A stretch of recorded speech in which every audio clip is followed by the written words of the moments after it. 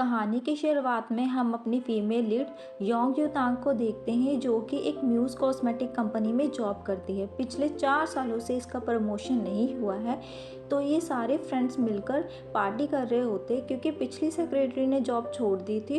तो बहुत चांसेस होते हैं कि अब यूतांग सेक्रेटरी बन जाएगी, पर यूतांग कहती है कि ये पक्का भी नहीं है। कंपनी का सीईओ भी चेंज होने वाला था और नया सीईओ आने वाला था। यूतांग ऑफिस के लिए रेडी होती है तो उसको मैसेज आता है कि उसके सीईओ का एक्सीडेंट हो गया है।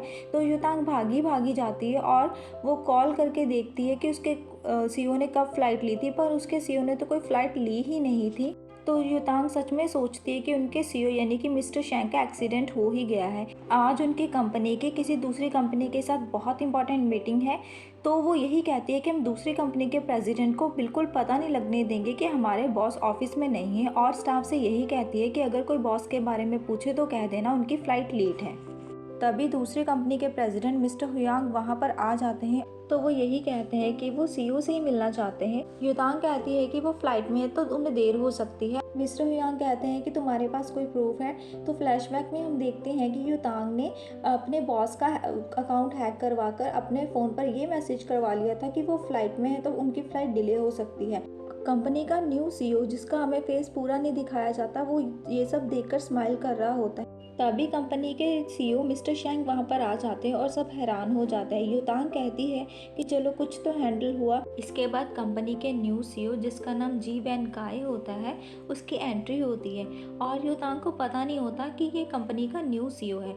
यूतांग उसे देखते ही पहचान जाती है, क्योंकि यूतांग के स्कूल में वो उसके साथ पढ़ता था और यूतांग उसे बहुत तंग करती थी। यूतांग पहले नंबर पर आने वाली लड़की थी, तो जी वैन काय पढ़ाई में इतना अच्छा नहीं था, तो उसे पनिशमेंट्स मिलती रहती थी। इसके बाद यूतांग उसे पूछती है कि तुम यहाँ क्या कर रहे हो, तो जी वैन काय बताता है कि उसकी आज कंपनी में रिपोर्टिंग है। तभी पहले सीईओ उन दोनों को अंदर बुलाते हैं, तो यूतांग पूछते हैं कि इसे भी अंदर आना है। तो सीईओ कहते हैं कि हाँ, मुझे कोई ज़रूरी अनाउंसमेंट्स करनी है। तभी वो दोनों मीटिंग रूम में चले जाते हैं और जिंगजंग कंपनी के साथ उनकी डील डन हो जाती है। और कंपनी के सीईओ ये कहते हैं कि अब हमारा न्यू सीईओ जी वैन काय है।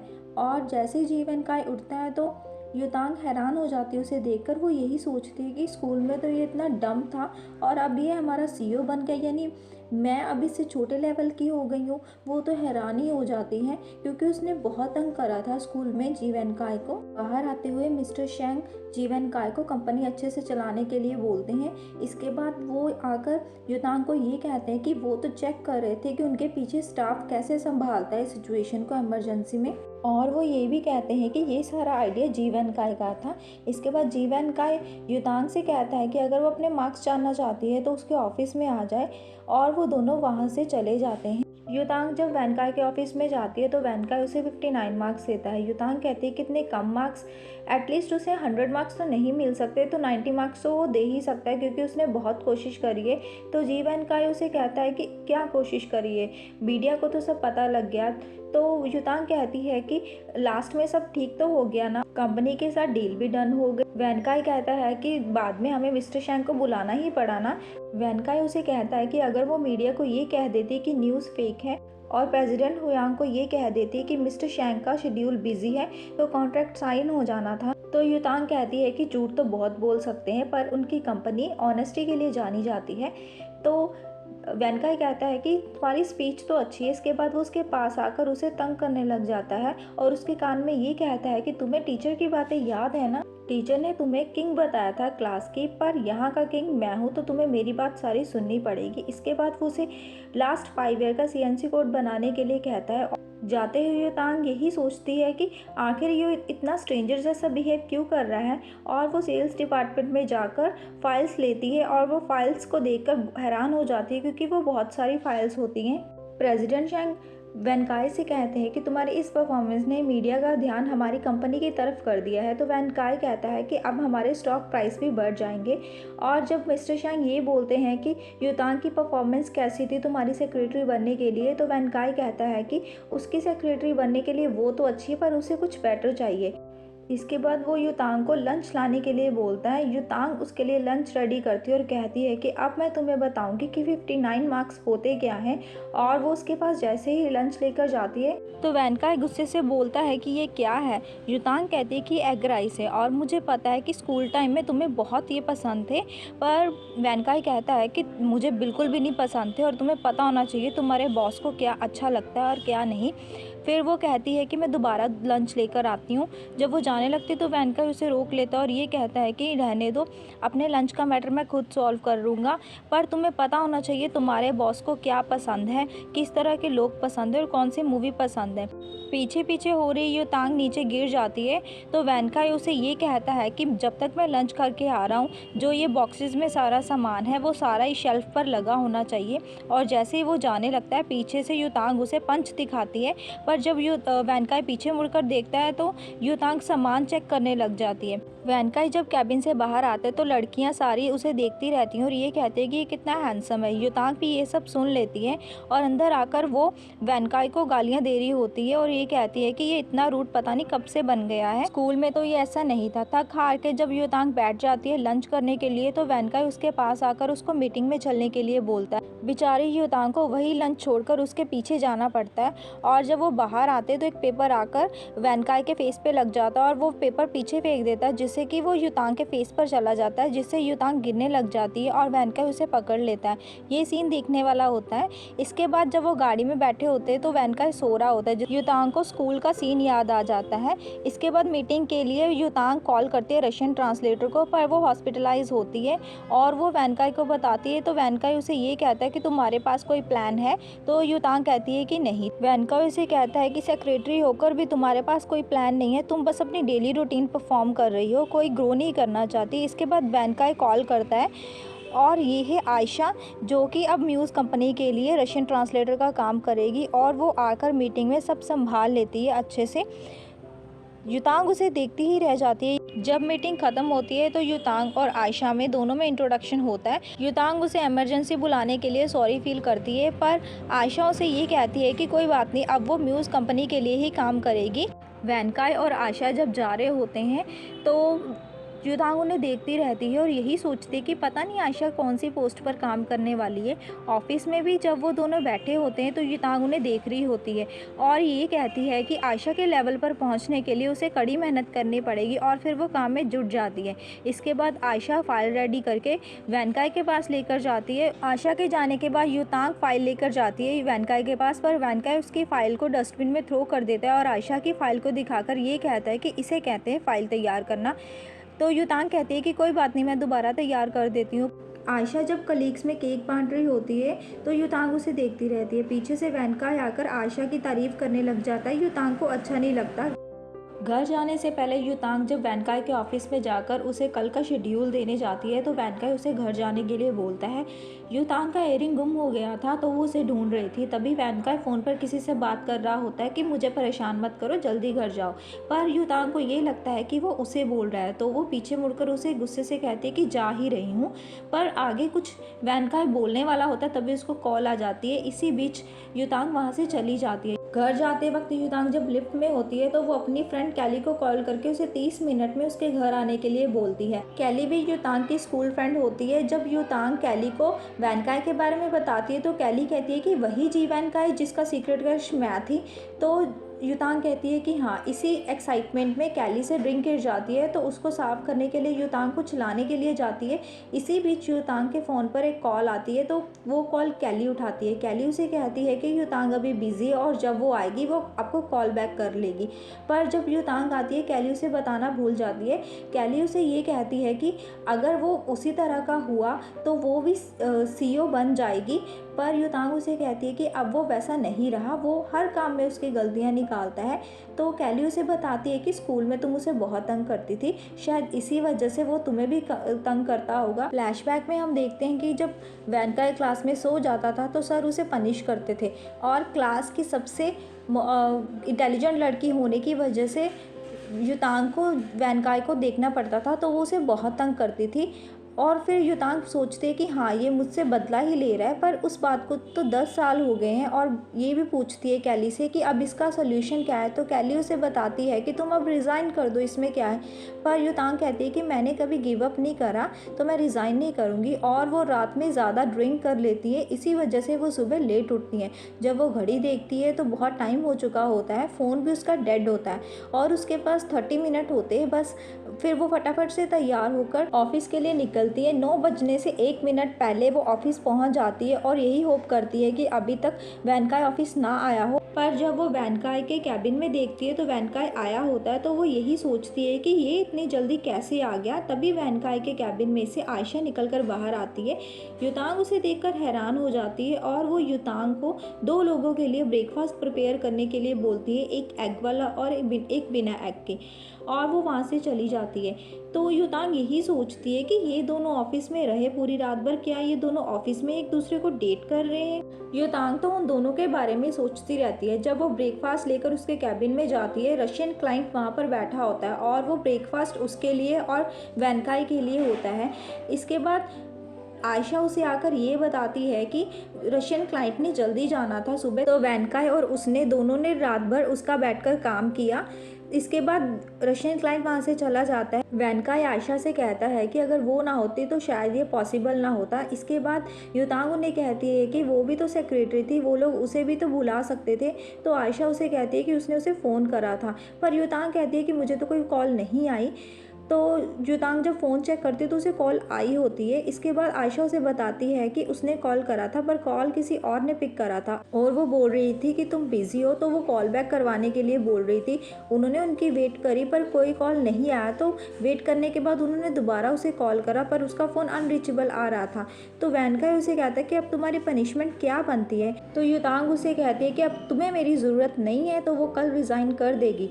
वैनकाय उसे कहता है कि तुम कल रिज़ाइन कर रही हो। इसके बाद वो आयशा को कैबिन में चलने के लिए बोलता है। अगले सीन में वैनकाय युतांग को ये बताता है कि उसने रेजिग्नेशन के बाद 3 साल तक काम करने का कंपनी में कॉन्ट्रैक्ट साइन करा है। अगर वो 3 साल तक काम नहीं करती तो उसे 1 मिलियन पे करने पड़ेंगे। वैनकाय उसे कहता है कि अब वो डिसाइड करेगा कि उसे काम करना है या नहीं करना है, वो खुद डिसाइड नहीं करेगी और उसे चीफ सेक्रेटरी की पोस्ट से हटाकर उसकी जगह पर आयशा को रखा गया है और उसे सेल डिपार्टमेंट के टीम 3 में भेजा जाएगा। तो युतांग उसे कहती है कि उसे सेल डिपार्टमेंट के बारे में कुछ नहीं पता। वैनकाय उसे कहता है कि ये वो डिसाइड नहीं करेगी, ये सब डिसाइड वो खुद करेगा। इसके बाद वो युतांग का फेस पकड़ता है और उसे कहता है कि मुझे नहीं लगता था कि तुम्हारी लाइफ में ये दिन आएगा। फ्लैशबैक में हम देखते हैं कि युतांग वैनकाय को यही डायलॉग मारा करती थी। युतांग जब सेल डिपार्टमेंट में जा रही होती है तो पूरा रास्ता ही बेकार सा होता है, पूरे लाइट्स खराब होती है, जाले लगे हुए होते हैं, मतलब ये डिपार्टमेंट बहुत ही ज़्यादा घटिया होता है।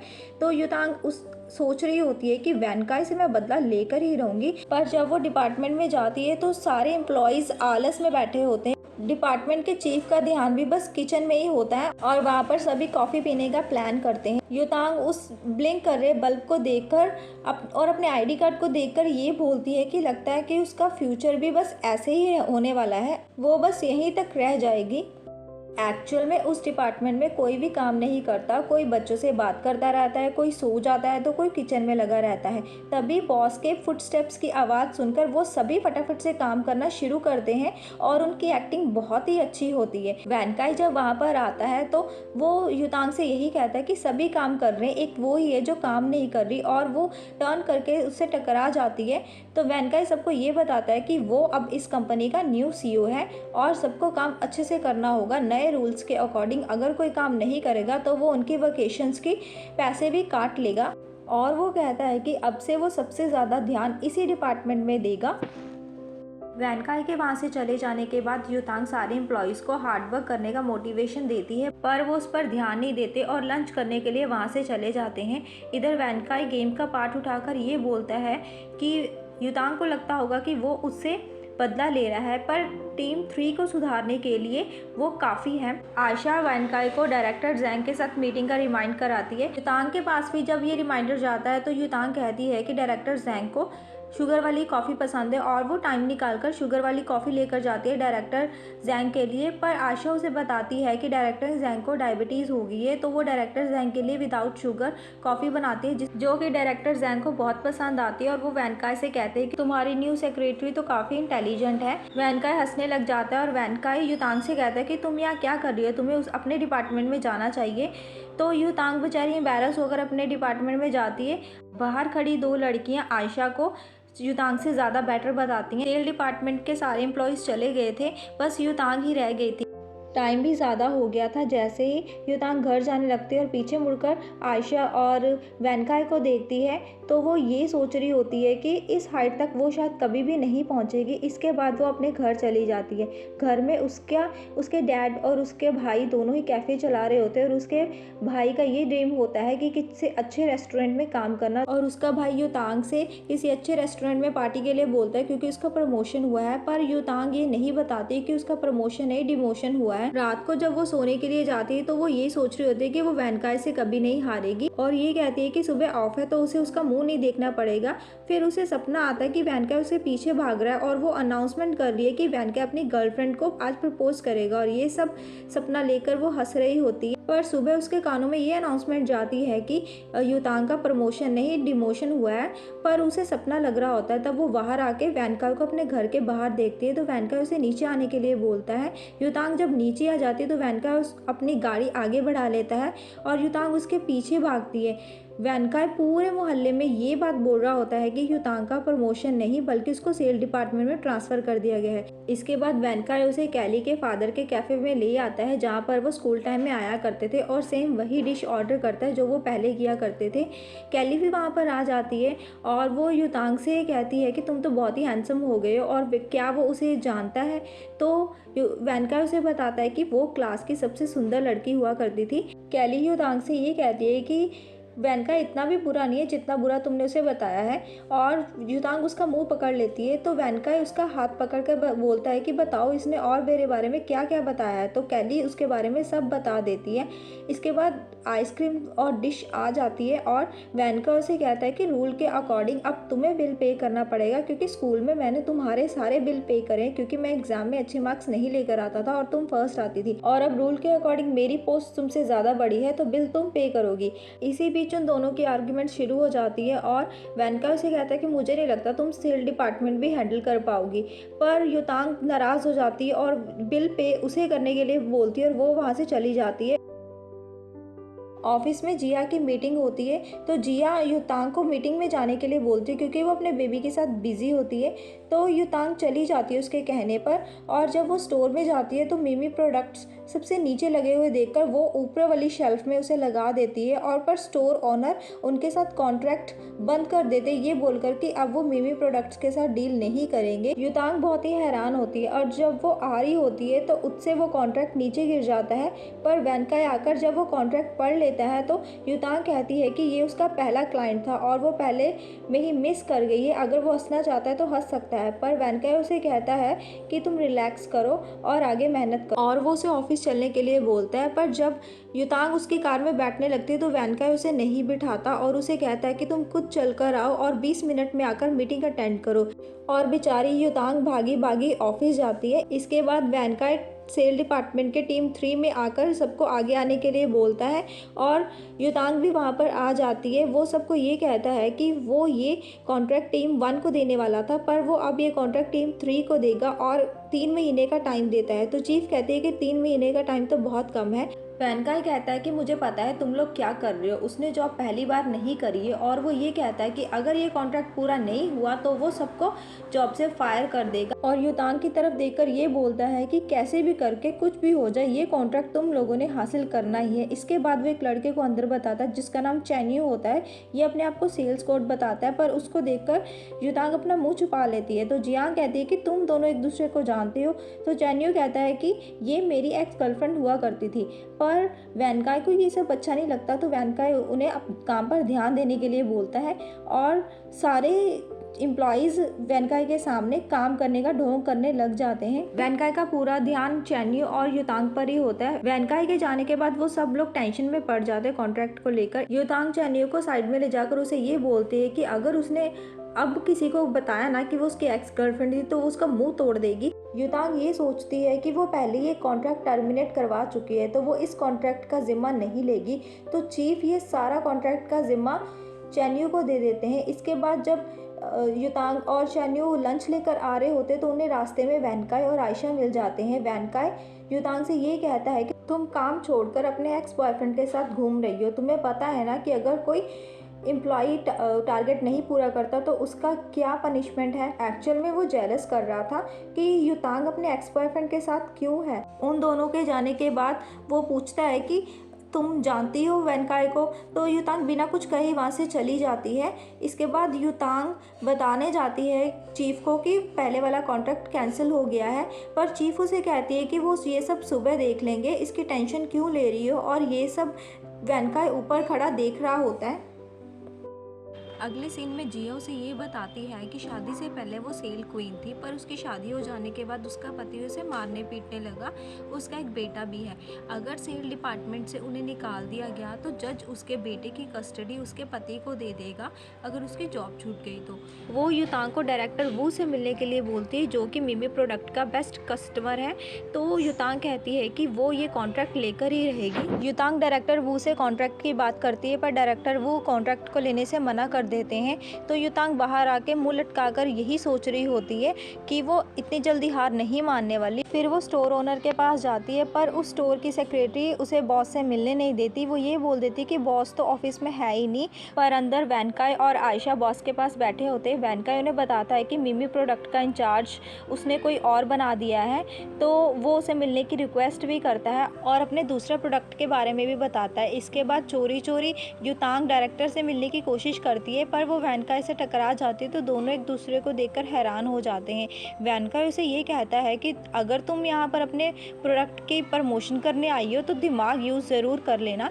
इसके बाद सेक्रेटरी आकर युतांग को ये बताती है कि तुम्हारे बॉस ने बस अपने प्रोडक्ट के बारे में बात करी है, मिमी प्रोडक्ट के बारे में तो कोई बात करी ही नहीं है। युतांग को गुस्सा आ जाता है। बाहर आते हुए युतांग जब वैनकाई की गाड़ी देखती है तो वो वैनकाई की गाड़ी के आगे आ जाती और जानबूझकर बेहोश होने का ड्रामा करती है। चोट तो उसे थोड़ी सी लगी होती है, पर वो बेहोश हो जाती है। जब वैनकाई बाहर आता है तो वो आयशा को एम्बुलेंस बुलाने के लिए बोलता है। युतांग अपनी आंखें खोलकर उसको रूट बताती है। वैनकाई को गुस्सा आ जाता है। युतांग उसे कहती है कि अगर तुम डायरेक्टर से मिले थे तो मिमी प्रोडक्ट के बारे में भी बात कर लेते, पर वैनकाई उसे कहता है कि अगर तुमने दोबारा ऐसा करा तो मुझसे बुरा कोई नहीं होगा। तो युतांग कहती है कि मुझे निकाल दो ना फिर जॉब से। वैनकाई कहता है कि तुम्हारे साथ साथ मैं पूरी सेल टीम को भी निकाल दूंगा जॉब से। पर ये सुनकर युतांग को याद आ जाता है कि अगर जिया जॉब से फायर होगी तो उसके बच्चे का क्या होगा। तो वो ये सोचती है कि मैं सेल डिपार्टमेंट को बाहर नहीं निकलने दूंगी और अपनी फाइल्स लेकर वो चली जाती है। उसके पैर पर चोट लगी होती है तो वो उसे चला नहीं जा रहा होता, पर वैनकाई उसे देखता रहता है। रात के टाइम युतांग कैली के साथ ड्रिंक कर रही होती है और अपनी सारी प्रॉब्लम कैली को बताती है। तो कैली उसे कहती है कि कोई बात नहीं, तुम वैनकाई से हेल्प ले लो। तो युतांग कहती है कि ये काम करेगा। कैली कहती है कि हाँ क्यों नहीं करेगा, जाकर उसके घर की डोरबेल बजाओ और उसे हेल्प ले लो। युतांग सेम वैसा ही करती है। वो वैनकाई के घर जाकर उसे ये बोलती है कि तुम्हारी वजह से मैं चीफ सेक्रेटरी बनते बनते रह गई। वैनकाई उसे कहता है कि तुम यह करने क्या आई हो। तो युतांग कहती है कि मिमी प्रोडक्ट्स को बचा लो, अगले 7 दिन के लिए तुम जो भी बोलोगे मैं करूँगी। वैनकाई उसे आगे खींचता है और फिर वो पीछे चली जाती है तो वैनकाई उसे और आगे खींच लेता है। इस चक्कर में वो वैनकाई के ऊपर वॉमिट कर देती है। तो वैनकाई उसे अंदर ले जाता है। वॉशरूम में ले जाकर वो शावर ऑन कर देता है। युतांग पूरी भीग जाती है जिससे उसके कपड़े भी भीग जाते हैं। तो युतांग को थोड़ा सा ऑकवर्ड फील हो रहा होता है और वो यही कहती है कि आखिर तुम करना क्या चाहते हो, मैं तुम्हारी कोई बात नहीं मानूंगी। वैनकाई तब युतांग के दोनों हाथ पकड़कर फिर शावर ऑफ करने की कोशिश करता है और उसे ये कहता है कि बस मैं कपड़े वॉश करने ही आया था क्योंकि तुमने वॉमिट कर दी थी। सीन भी कुछ रोमांटिक सा हो जाता है। शावर लेने के बाद वैनका युतांग को अपने कपड़े देता है पहनने के लिए और उसे लिविंग रूम में आने के लिए बोलता है। युतांग जब लिविंग रूम में आ जाती है तो वो उसे बैंडेज देता है लगाने के लिए। युतांग जब उठने लगती है तो वैनका उसे पकड़ लेता है और कहता है कि अगर तुम उठी ना तो मैं तुम्हारा मुंह भी बंद कर दूंगा। तो युतांग कहती है कि तुम्हारे दोनों हाथ तो बिजी है, तुम मेरा मुंह कैसे बंद करोगे। तो वैनकाई स्माइल करके उसे किस करने का हिंट देता है और उसके कान में ये कहता है कि तुम्हारे पैर में चोट लगी है, तुम कैसे चल पाओगी। फिर उसके बाद वो उसके बैंडेज कर देता है। युतांग अगले सीन में अपने घर आ जाती है। तभी युतांग को उसके फ़ोन पर मैसेज आता है वैनकाई का कि अगर तुम मिमी प्रोडक्ट्स को बचाना चाहती हो तो सुबह ट्रेनिंग के लिए 6 बजे मेरे घर पर आ जाना अच्छे से रेडी होकर। युतांग बहुत खुश होती है और उसके घर पहुंच जाती है। तो उसे देखकर वैनकाई कहता है कि पूरी की पूरी सेल्स पर्सन लग रही हो। युतांग कहती है कि मैं ट्रेनिंग के लिए आई हूँ तो ट्रेनिंग स्टार्ट करो।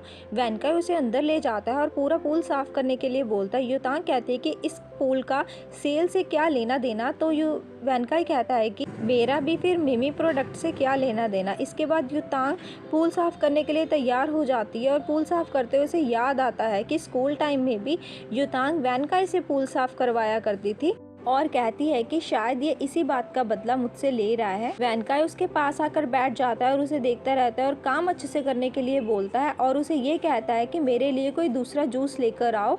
युतांग उसे गुस्से से देखती रहती है, उसको बहुत गुस्सा आ रहा होता है वैनकाई पर। बस बात मिमी प्रोडक्ट की थी, अदरवाइज़ वो कोई भी काम नहीं करती। इसके बाद वो उसको एक स्ट्रीट पर ले आता है और सोप की बकेट पकड़ाकर उसे ये बोलता है कि 30 मिनट के अंदर तुम्हें ये सारे सोप बेचने पड़ेंगे और हर एक सोप का प्राइस 200 बेचना पड़ेगा। पर युतांग कहती है कि ये तो मार्केट में 120 रुपये का मिलता है। तो वैनकाई उसे कहता है कि जल्दी बेचना, तुम्हारे पास 30 मिनट का ही टाइम है। फिर वो सोप बेचना शुरू कर देती है, पर इतना महंगा प्रोडक्ट थोड़ी ना कोई किसी से लेगा। तो वो सबसे रिक्वेस्ट करती है पर कोई भी उस पर ध्यान नहीं देता। तो एक लड़का आकर कहता है कि मैं ये सोप लूँगा। तभी वैनकाई उसे पकड़कर भगाकर ले जाता है क्योंकि उनके पीछे पुलिस लग गई थी, क्योंकि वहाँ सड़कों पर सामान बेचना इलीगल था। वैनकाई उसे छुपा लेता है।